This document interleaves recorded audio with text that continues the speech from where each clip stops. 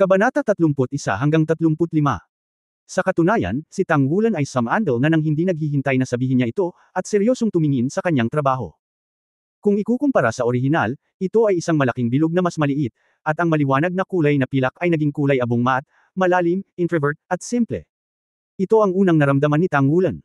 Sa kulay abong ibabaw ng metal, ang mga patong ng kulot na madilim na linya ay tila nagbunga ng walang katapusang sigla. Ang mas kakaiba, nang makita ito ni Tang Wulan, nagkaroon ng pakiramdam ng laman at dugo. Ang pakiramdam na ito ay partikular na kakaiba, na parang ang pag-ungol na ito ay dapat na bahagi ng katawan ng isang tao. Ang boses ni Mang Tian ay nanggaling sa likuran, sa totoo lang, hindi ko inaasahan na magiging matagumpay ka sa unang pagkakataon na subukan mo ang Thousand Forging. Malaki ang kinalaman nito sa iyong pisikal na fitness at lakas, ngunit higit sa lahat, pinapanday mo ang iyong sarili. Ang pag-unawa sa oras. Hindi ko naintindihan ng tao. Sa linyang ito, ikaw ay isang henyo.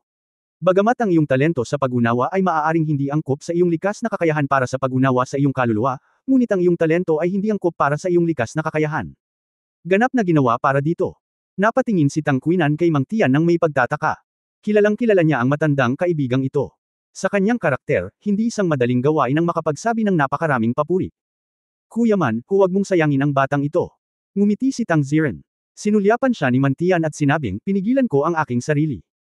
Oo, hindi niya pinuri silang lahat, hindi bababa sa hindi niya sinabi na si Tang Wulan ang nagtakda ng federal na record para sa pinakabatang libong mga peke.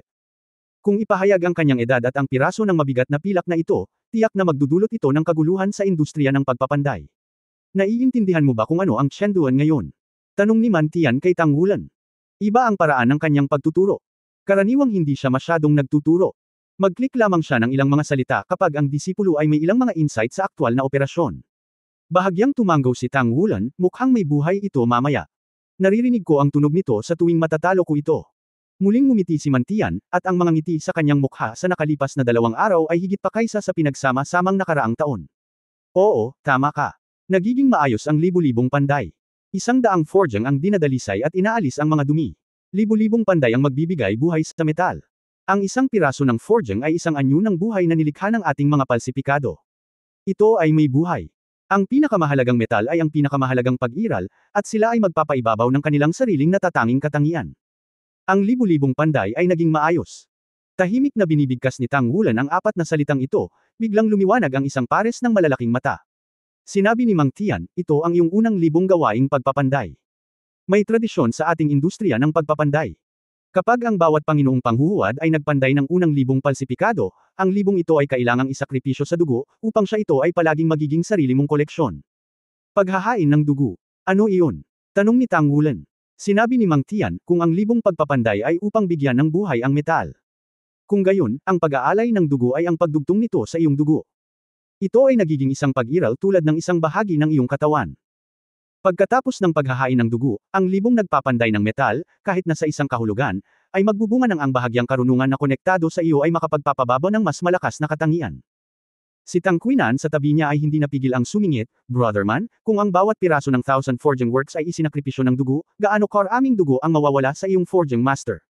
Sabi ni Mang Tian sa galit na boses, kung hindi mo naiintindihan, huwag magsalita ng walang kaparirikan.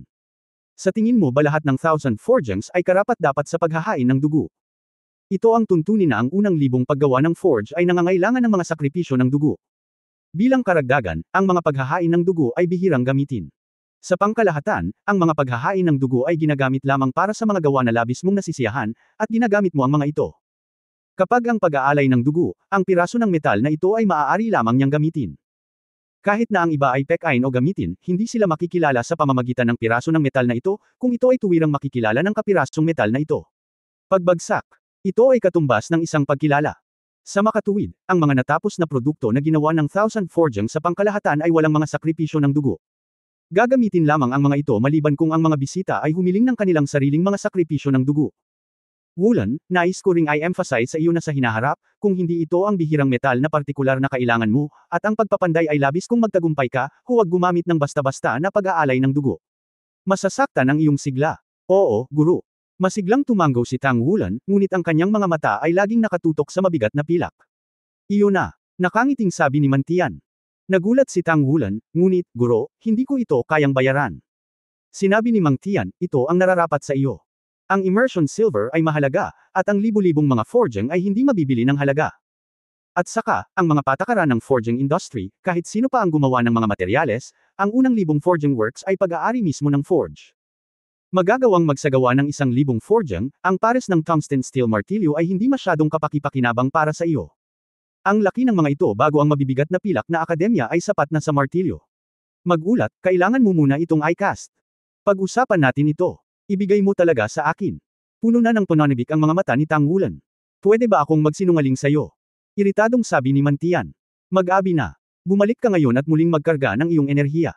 Pumunta ka bukas ng umaga at pandayin ang iyong lumulubog na pilak na martilyo. Oy, salamat guro. Nagsaya si Tangwulan, yumuko ng malalim kay Meng Tian, at pagkatapos ay masayang niyakap ang mabigat na pilak. Ang libu-libong mga huwad na mabigat na pilak ay napakabigat. Tinansya ni Tangwulan na ang malaking piraso ng mabigat na pilak na ito ay malamang na malapit sa halos 300 kilo. Mukhang hindi naman masyadong bulky. Simula sa metal, agad niyang naramdaman ang koneksyon ng dugo na sinabi ng guro, na hinawakan ito, naramdaman na lamang ni Tangwulan na bahagi ito ng kanyang katawan. Ang pakiramdam na ito ay lubhang kahanga-hanga at kakaiba. Kung gagamitin mo ito para gumawa ng sarili mong casting hammer, ano ang magiging epekto? Sa susunod na mga araw, si Tangwulan ay lubusang nalubog sa panday. Ang pakiramdam ng tagumpay na nagdudulot sa kanya ng forging ay puno ng motibasyon. Ang hindi niya alam ay nang matapos niya ang 1,000 forgings, tunay na nakilala siya ni Tian Kai Mang, at huminto pa sa paggawa ng sarili niyang gawain, ngunit tinuruan lamang siya ng mabuti. Makalipas ang 3 araw, sa wakas ay natapos na ang 1,000 forging immersion hammer. Sa pagtingin sa pares ng martilyo sa forging platform, si Tangwulan ay puno ng kasiyahan. 1,000 forging heavy silver forged, blanko lang ito, hanggang ngayon, ito ang kanyang unang Chen forging work. Sa mga tuntunin ng estilo, ang pares na ito ng 1,000 forging immersion silver hammers ay hindi gaanong naiiba sa mga nakaraang tungsten steel hammers, kahit na ang laki ay magkapareho. Ngunit ang bigat ay mas mabigat ng ilang beses. Kung hindi dahil sa lakas ni Tangwulan na tumaas ng husto pagkatapos taglayin ng espiritu, talagang hindi madaling ilipat ito. Sa isang mabilis na sulyap, ang pares ng 1,000 forging immersion silver hammers ay hindi mahalata, maalikabok, tulad ng isang napaka-ordinaryong forging martilyo. Ngunit kapag lumalapit ka, kung titingnan mong mabuti, makikita mo na ang malaalo na madilim na pattern ay nasa buong katawan at hawakan ng martilyo. Tila nagkaroon ng walang katapusang kapangyarihan na pinalaki sa mga madilim na linya. Ang spiral pattern sa hawakan ng martilyo ay umaabot pababa, at ang dulo ay spherical at makitid pababa, na nagiging isang matalim na buntot. Sa loob ng 3 buong araw, unti-unti itong napik. Sa panahon ng proseso ng forging, ang pakiramdam ng koneksyon ng dugo ay 2 beses ang resulta sa kalahati ng pagsisikap. Magkagayunman, ito ay tumagal ng napakatagal upang tunay na natapos. Subukan ito at tingnan kung ano ang libong forging special effect nito. Sinabi ni Mantian kay Tangwulan, at sa mga mata ng master forging master na ito, may hitsura ng pag-asa. Oo. Tumanggo si Tangwulan, hawak ang 2,000 forging heavy silver hammers sa magkabilang kamay. Matapos mapeke, isang serye ng mga sukat ang kinuha. Ang kaliwang martilyo ay tumitimbang ng 152 kilo at ang kanang martilyo ay tumitimbang ng 166 na kilo. Anuman ang maliit na sukat ng pares ng maliliit na martilyo, ngunit ang bigat ay tiyak na mailalarawan sa 2 salita na kahanga-hanga. Hawak ang hawakan ng spiral hammer, biglang naramdaman ni Tangwulan ang kapangyarihan ng espiritu sa kanyang katawan, at agad na nakipag-usap sa kanya at sa pares ng mabibigat na martilyo. Bagamat ang kapangyarihan ni Tangwulan ay bumuti ng husto, hindi sapat na gamitin ang pares na ito ng mga panday na martilyo upang magpanday gamit ang kanyang sariling kapangyarihan lamang. 9 na taong gulang pa lamang siya, at limitado rin ang kanyang likas na kapangyarihan. Gayunpaman, nang dumating ang pakiramdam ng koneksyon ng dugo, ang pares ng mabibigat na martilyo ay malinaw na gamaan ng kaunti, at ang kanyang kapangyarihan sa kaluluwa ay na-injected dito, at pagkatapos ay maaari silang kunin ng tuloy-tuloy. Bumangon mula sa forge ang isang piraso ng metal na naihanda na. Namilog ang mga mata ni Tangwulan at agad na nakatutok. Ugaliing gamitin ang kaliwang kamay upang martilyo ng bahagya ang piraso ng metal. Ding, ding, ding. 3 malulutong na tunog ang tumunog. Natarante si Tangwulan, ngunit agad na lumiit ang mga mag-aaral ni Meng Tian. Subukan mo ulit. Halos sabik na sabi ni Mantian. Muling tumapik si Tangwulan gamit ang kanyang kaliwang kamay na martilyo. Ding, ding, ding, 3 pa ring malulutong na tunog. Ngunit malinaw na isang beses lang niyang hinawakan ang piraso ng metal gamit ang kaliwang martilyo. Strike! Sigaw ni Mantian sa malalim na boses. Ang kanang kamay na martilyo ni Tangwulan ay halos umindayog ng sunod-sunod, na humahampas ng malakas sa piraso ng metal. Dang, dang, dang. Halos sabay-sabay na tumunog ang 3 malulutong na tunog. Sa pagkakataong ito, dahil sa malaking amplitude, parehong malinaw na nakita ni Tang Wulan at Mang Tian na sa sumunod na sandali ay tumama ang isang martilyo, dalawang after-image ang nabunot mula sa likod ng Thousand Forged Immersion Silver Hammer, at ang dalawang umuungal sa likod nito ay sila ang sanhi. Ito ay, tumingin si Tang Wulan kay Mang Tian sa tabi niya nang walang laman. Natigilan din si Mang Tian, at nawalan ng boses, the Stacking Hammer Special Effect. Guro, ano ang Stack Hammer? Tumingin sa kanya si Mang Tian, naging kakaiba ang kanyang mga mata, ikaw bata, isa kang maliit na halimaw. Kahit ako, hindi pa ako nakagawa ng forging hammer na may stacking hammer effects. Huminga siya ng ilang mabilis at pinakalma ang kanyang nababagabag na kalooban. Bagamat bahagyang naramdaman ni Mang Tian na maaaring magkaroon ng magandang special effect si Tang Wulan sa kanyang unang libong ehersisyo, ngunit hindi niya inaasahan na magiging napakahusay nito. Mga espesyal na epekto. Ang dahilan ng pag-aalay ng dugo ng unang libong paggawa ng forge na natapos ng forge ay higit sa lahat dahil ang unang gawa ay kadalasang may magagandang espesyal na epekto. Ang sakripisyo ng dugo ay nag-uugnay sa metal sa dugo ng forge, at sa gayon ay nagtutulak sa mga espesyal na epekto sa sukdulan. Sa makatuwid, ang unang libong mga gawa ng forging ng karamihan sa mga forging masters ay ang kanilang sariling mga forging martilyo at sasamahan sila sa buong buhay nila. Si Tang Wulan ay isang matalinong bata, at agad niyang naunawaan na nang ilabas ng guro ang piraso ng mabigat na pilak, handa na niyang ibigay ito sa kanya. Hindi niya alam ang halaga ni Shen Yin, ngunit tiyak na mahalaga ito. Lalo na ang isang malaking piraso ng kumpletong immersion silver pagkatapos ng purification. Nagpatuloy si Mang Tian, sa Thousand Forging Special Effects, mayroong ilang espesyal na napakahusay na special effects. Ngunit ang napakahusay na special effects ay maaari lamang may sigawan ng perpekto sa isang angkop na anyo. Minsan ko nang sinabi sa iyo na ang Changduan metal ay unang pagkakataon lamang na hubugin ito. Ito ay nasa pinakamahusay na hugis kapag ito ay hinulma. Kapag ito ay muling huwad sa iba pang mga hugis, ito ay hindi may iwasang masira ang kalidad ng panloob na istruktura, at ang unang panahon ng paghuhulma nito, at ang kalidad ng mga produkto nito ay hindi maiiwasan. Ang pinakamahusay na mga espesyal na epekto ay naging napakabihirang. Naunawaan na ni Tang Wulan ang ibig sabihin ng guro, ibig mong sabihin, ang stacking hammer effect ng singkang silver hammer ko ang pinakamagandang special effect. At ito ay lalong angkop para sa singkang silver hammer. Tumango si Mang Tian at nakangiting nagsabi, medyo naiinggit ako sa iyo. Ang napakahusay na mga espesyal na epekto ay magagamit mo lamang pagkatapos ng paghahain ng dugo. Ang tinatawag na stacked hammer ay nangangahulugan na pagkatapos ng isang suntok, ang metal mismo ay tatatak ng 2 beses o kahit 3 beses. Ikaw ay isang threefold na martilyo, at ito rin ang pinakamalakas na stack hammer. Sa madaling salita, kapag nataman mo ang metal ang 3-stage stacking hammer ay makakapagtipid sa iyo ng hindi bababa sa kalahati ng oras kapag nagsasagawa ng 100 forging at purification. Ang kapangyarihan ng 2 stacking na martilyo at ito ay 1 beses na 50% ng iyong lakas. Stacking hammer effect, tapos sa iyong future forging, kahit anong peke mo, makukuha mo ng doble ang resulta sa kalahati ng effort. Sinabi ni Tang Wulan, madali bang kontrolin ang mga espesyal na epekto ng stack ng mga martilyo? Sinabi ni Mang Tian, ito ay orihinal na mahirap kontrolin, ngunit ang iyong pares ng 1000 Forging Immersion Silver Hammers ay isang sakripisyo ng dugo. Ang pinakamahalagang katangian ng koneksyon sa dugo ay natutunaw ito sa isang katawan, at natural na hindi ito mahirap kontrolin. Ang paghahain ng dugo ay maaaring magkaroon ng magandang koneksyon sa dugo sa pagitan ng mga tao at metal. Ang metal na ito ay maaari lamang pekay ng kanyang sarili. Sa makatuwid, sa isang kahulugan, ang sakripisyo ng dugo na libong panday ay halos eksklusibo para sa panday. Kahit na ito ay upang pekay ng metal para sa iba, hayaan itong maging isang sakripisyo ng dugo. Kailangan din ng kabilang partido na magkaroon ng kakayahan na pekay ng tapos na produkto. Sa makatuwid, ang mga sakripisyo ng dugo ay hindi malawakang ginagamit sa mundo ng panday. Ang mga panday mismo ay hindi gumagamit ng mga sakripisyo ng dugo sa ganitong paraan. Ang malas ni Tang Wulan sa martial arts at souls ay tila nabawi sa forging. Ang 1000 Forging Immersion Silver Hammer na may mga espesyal na epekto ng Stack Hammer 1000 Forging ay walang alinlangan na gagawing mas maayos ang kanyang hinaharap na paglalakbay sa forge. Kailangan mong magsanay ng mabuti at kontrolin ang Stack Hammer sa lalong madaling panahon. Sinabi ni Mang Tian sa malalim na boses, gayon din, subukang huwag gamitin ang pares ng forging martilyo na ito para sa forging sa harap ng mga tao. Ang mundo ng forging masters ay mabangis din ang kompetisyon, at ang napakagandang blood sacrifice forging hammer ay sa iyo. Tumango si Tang Wulan ng hindi naiintindihan. Ang alam niya lang ay para sa ikabubuti niya ang sinabi ng guro. Ibibigay ko ito sa iyo. Itinaas ni Mang Tian ang kanyang kamay, at may 2 pang metal na singsing sa kanyang palad. Ang 2 metal na singsing na ito ay mukhang kulay abo din, at ang mga ito ay gawa rin sa Qiang Forged Immersion Silver. Ito ang aking mga unang gawa. Bawat isa ay may volume na 1/8 cubic meter, na tama lang para sa iyo. Mang Tian daw. Tumingin si Tang Wulan kay Mantian nang may pagtataka. Nag-aral siya ng Soul Master Knowledge sa Junior College sa loob ng 3 taon.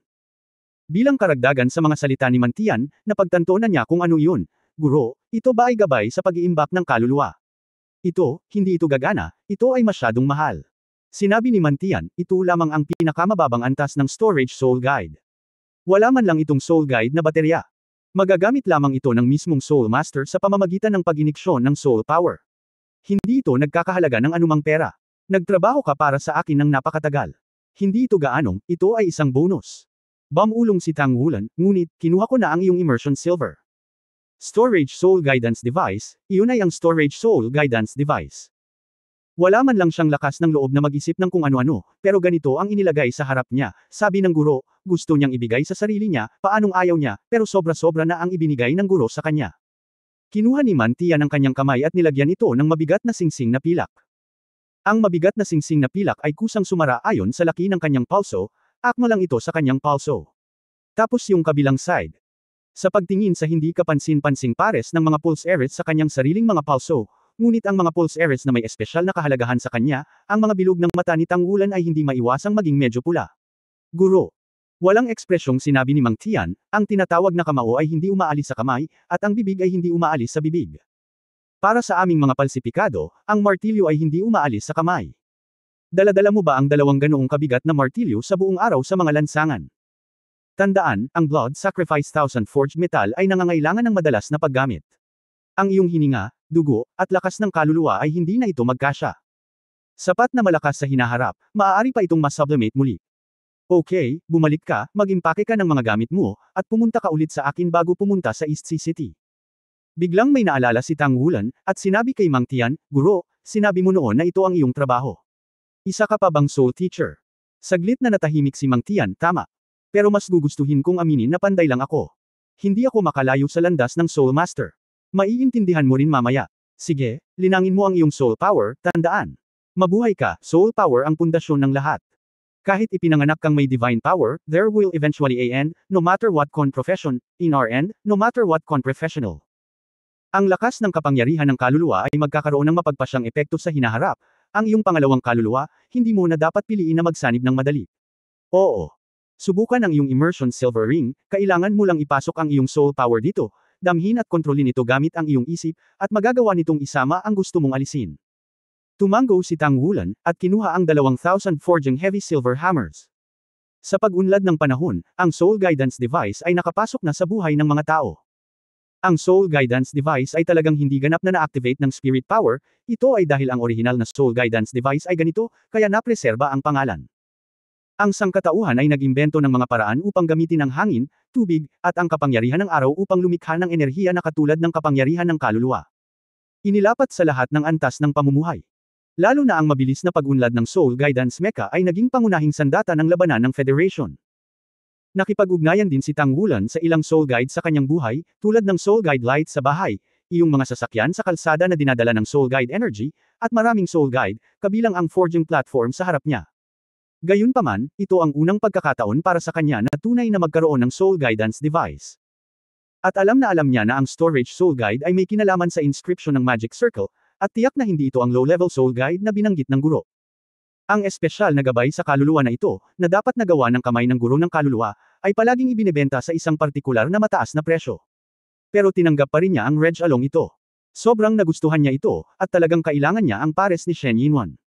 Naalala rin niya ang kabaitan ng guro.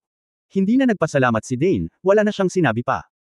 Ang mahinang pilak na ilaw ay kumikislap, at sa patnubay ng isip ni Tang Wulan, naramdaman lamang niya na sa isang magaan na kamay, ang 2,000 huwad na mabibigat na pilak na martilyo ay isinama sa mabigat na singsing na pilak sa kanyang pulso.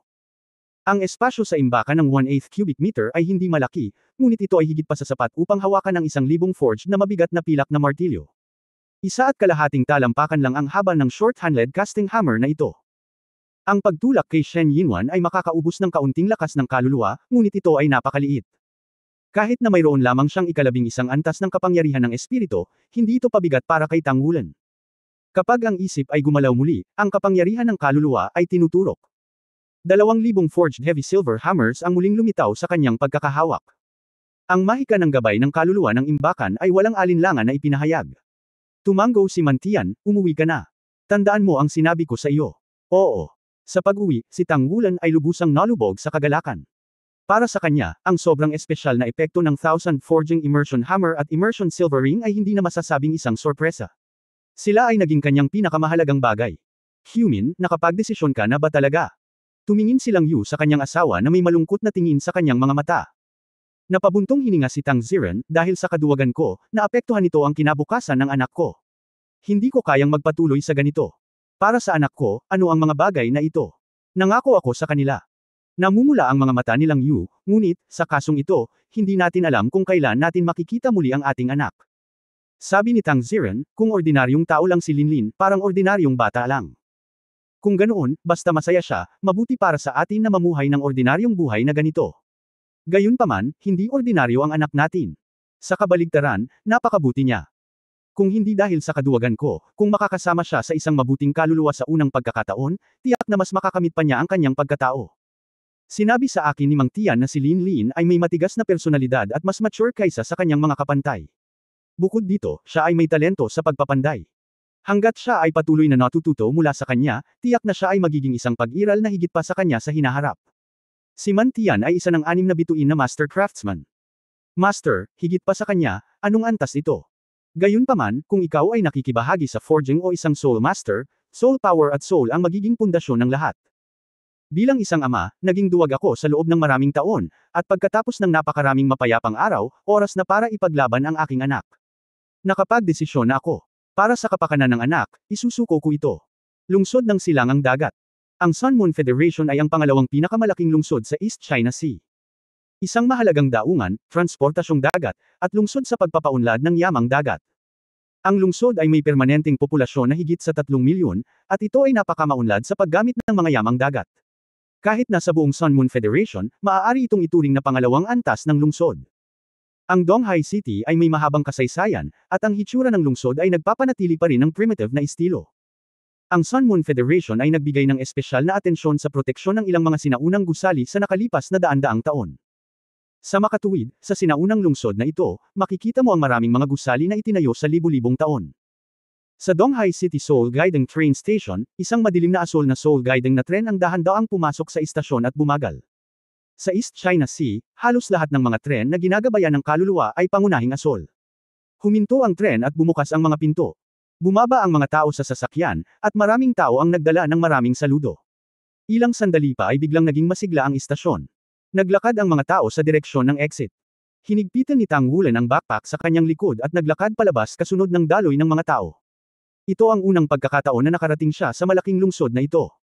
Nagtataka siyang tumingin sa lahat ng nasa paligid niya. Ang kisame ng istasyon ng tren ay gawa sa maraming metal pipe. Kung titingnan pa lang, nakakasigurado na siyang lahat ng mga metal pipe na ito ay cast metal, ang pinakakaraniwang panlililak. Ang kanyang mukha ay hindi masyadong maganda, at ang kanyang kalooban ay tila medyo nalulumbay. Para sa hindi pamilyar na kapaligiran sa kanyang harapan, siya ay 9 na taong gulang pa lamang, at hindi maiiwasang magkaroon siya ng kaunting takot sa kanyang puso. Nandito siya para pumasok sa paaralan at magulat sa Donghai College sa Donghai City. Ang akala niya ay sasamahan siya ng kanyang ama o ina, ngunit ang sabi ng kanyang ama ay mas matandang anak na siya at dapat magkaroon ng mas maraming karanasan sa kanyang sarili. Pagkatapos makabili ng tiket, pinapunta siya sa Seoul Guidance Train. Ito ang unang pagkakataon ni Tang Wulan na pumunta ng malayo, bagamat bago lumabas, tinuruan siya nilang Yu ng maraming pag-iingat. Gayunpaman, pagdating niya rito, medyo naliligaw pa rin siya. Naglalakad sa labas kasama ang daloy ng mga tao, puno ng pagkalito ang kanyang mukha. Habang naglalakad siya pasulong, biglang naghiwalay ang daloy ng mga tao sa harapan. Nakita ni Tang Wulan na isang itim na soul-guided na kotse ang nakaparada sa platform, at naghiwalay ang mga tao sa magkabilang gilid dahil kailangan nilang lampasan ito. Bagamat hindi ko alam kung anong klaseng sasakyan ito, makikita sa labas nito na napaka-advance. Ang katawan ay payat at ipinakita sa isang streamline na hugis, na may 4 na gulong sa ilalim, at mga track sa gilid ng lupa. Ipinapakita nito ang mga katangian ng all-terrain nito. Sa may pintuan ng sasakyan, nakatayo ang 2 lalaking nakasuot ng itim na formal na damit na nakatingin sa mga tao.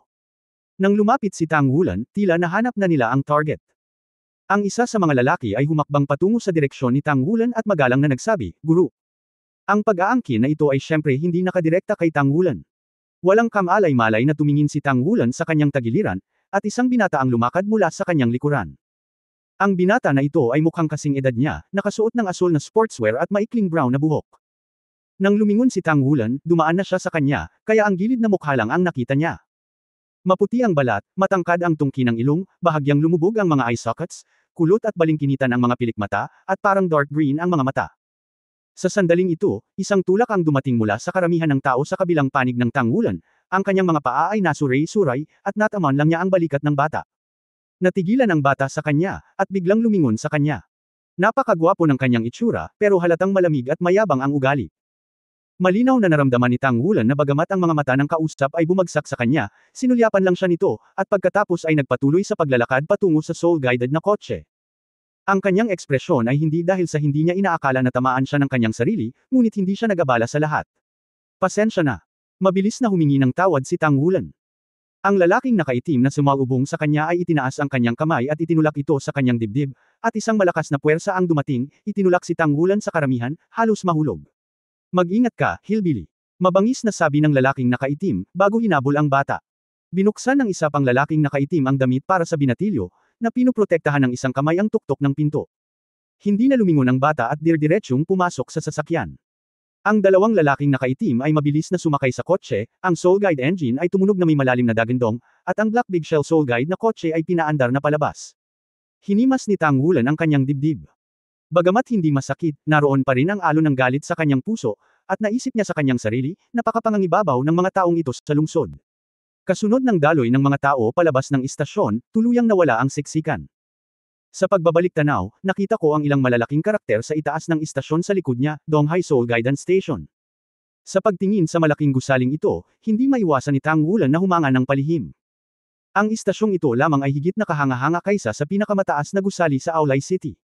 Sa paglingon at paglingon, ang nakikita mo ay isang malawak na kalye, at sa di kalayuan, maraming matataas na gusali. Lahat ng uri ng soul-guided na mga sasakyan ay mabilis na dumadaan sa mga lansangan. Ang mataong daloy ng mga tao ay nagbibigay sa mga tao ng hindi maipaliwanag na pakiramdam ng pang-aapi. Nang lumiit ang kanyang katawan, humigop si Tang Wulan mula sa bote ng tubig mula sa kanyang backpack. Tapos naglabas siya ng note. Ang tala ay isinulat sa kanya ng kanyang ama, at sinabi nito kung ano ang dapat niyang gawin pagdating niya sa East China Sea. Sa sandaling ito, isang payat na nasa katanghaliang gulang na lalaki ang lumapit sa kanya at nakangiting nagsabi, "Bata, ito ba ang unang pagkakataon na pumunta sa Donghai City? Nasaan ang iyong matanda?" Tinitingnan ni Tang Wulan ang note. Sabi sa unang linya ng tala, huwag madaling magtiwala sa sinumang estranghero. Itinaas niya ang kanyang ulo at sinulyapan ang nasa katanghaliang gulang na lalaki, umiling, hindi siya kinausap, at mabilis na naglakad sa isang direksyon. Mayroong isang tore ng bantay sa direksyong iyon na may nakasulat na mga salitang, Administrative Law Enforcement. Mayroong dalawang opisyal ng pagpapatupad ng batas na nakauniporme sa tore ng bantay.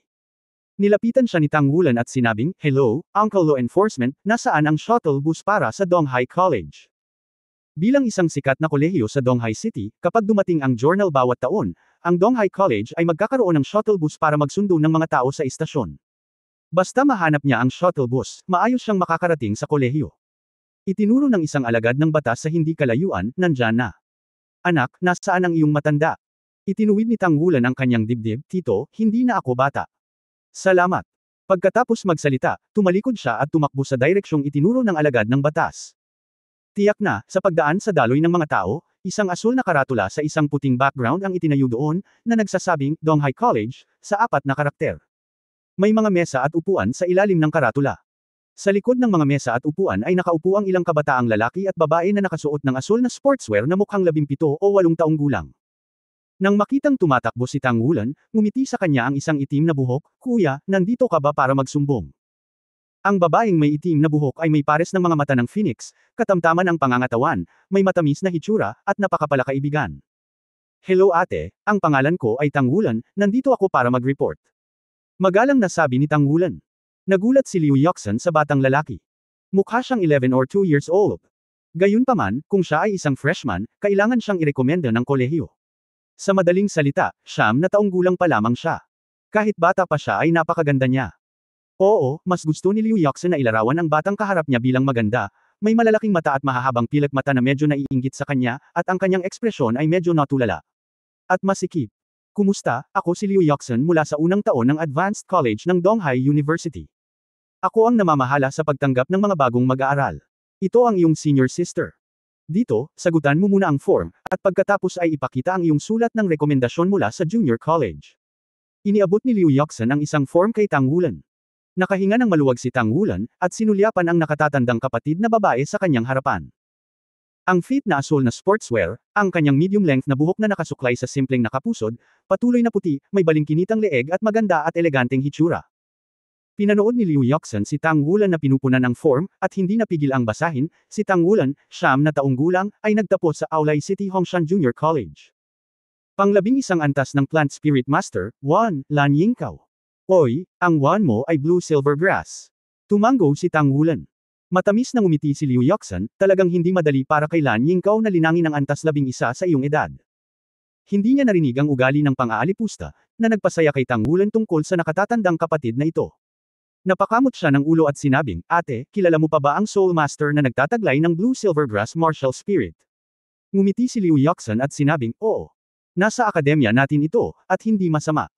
Sa katunayan, pagkatapos ng 10,000 taon ng pamana, ang ating mga Spirit Masters ay umunlad hanggang sa kasalukuyan, kung paanong si Wan mismo ay hindi na kasing halaga noong sinaunang panahon. Ito ay maaaring isagawa sa pamamagitan ng mga espiritu. Isang tiyak na antas ng pagpapabuti.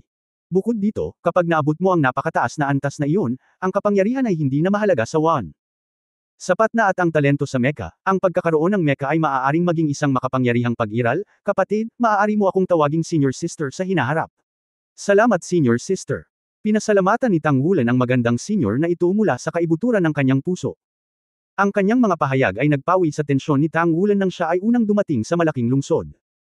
Binasa ni Liu Yoxan ang sulat ng rekomendasyon sa akademya ni Tang Wulan, nilagyan ito ng selyo at ibinalik sa kanya, at pagkatapos ay inabot sa kanya ang isang maliit na metal plate. Isabit mo sa leeg mo ang metal sign na ito. Ito ang patunay mo sa pagpasok at pag-alis sa kolehiyo bago ang enrollment. Pagdating mo sa kolehiyo, kailangan mo pa ring magulat at tumanggap ng mga supply. Sumakay ka sa Soul Coach Boss sa likod mo, at ipapadala kita sa kolehiyo kapag marami na ang tao. Nagpasalamat muli si Tang Wulan, dala ang kanyang saludo, humakbang patungo sa boss. Isang senior boy mula sa Donghai College sa tabi ni Liu Yoxan ang yamakap sa kanyang mga labi at sinabing, "Yoxan, medyo hillbilly, ano ang dami mong sinasabi sa kanya?" Dala ang napakalaking bag, si Wan ay si Lan Yingkao pa rin, iyon ay basura kung tutuusin. Martial Spirit, hindi lahat ng may-ari ng Blue Silver Grass Martial Spirit ay may bakas ng bloodline ng Blue Silver King tulad ng ating mga senior. Pinandilatan siya ni Liu Yoxan, bawal kang magdiskrimina sa mga juniors. Sa edad na 9, maaari mong linangin si Lan Yingkao sa level ng Soul Master. Paano mo malalaman na walang dugo ng hari sa asul na Yingkao nito? Huwag mong aibuli ang binata, hindi mo pa ba nabalitaan? Baka, ang maganda nating elementary school boy sa hinaharap. Hindi narinig ni Tang Wulan ang mga salitang ito, kung hindi, magkakaroon siya ng mas magandang impresyon sa nakatatandang kapatid na ito. Napakaluwag ng bus ng Donghai College at kayang tumanggap ng 50 tao. Sa oras na ito, mayroon ng ilang tao sa bus, kasama ang kanyang mga kaedad at matatanda. Halatang sinamahan ng mga magulang ang kanilang mga anak sa kolehiyo para magulat. Isang bakas ng inggit ang sumilay sa mga mata ni Tang Wulan. Kahit na siya ay mas aspirasyon kaysa sa kanyang mga kapantay, siya ay 9 na taong gulang pa lamang. Bakit hindi siya umaasa na mapupuntahan siya ng kanyang ama at ina?